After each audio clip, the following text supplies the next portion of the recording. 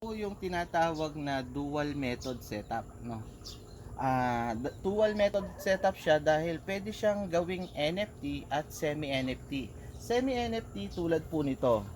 So, ang ating system ay may natitirang tubig sa loob ng pipe, no? Kasi yung level ng water natin hanggang dito siya, no? May natitirang tubig, no? Kaya ito ay tinatawag na semi-NFT. Pero pwede nating i-convert ito ng NFT, yung walang tubig na matitira. Kapag pinalitan natin ito ng elbow na detress, yan, iko-connectang lang natin yan ganon, elbow na detress, no? Tsaka dito. So, tuloy-tuloy na po yung tubig nun. Walang mai-stack na tubig dito. Yung NFT, kaya tinawag na dual method setup, no? Okay. Sunod na video ko po, i-discuss ko naman po kung ano yung advantage at disadvantage ng dalawang method na yon sa ating setup. Okay.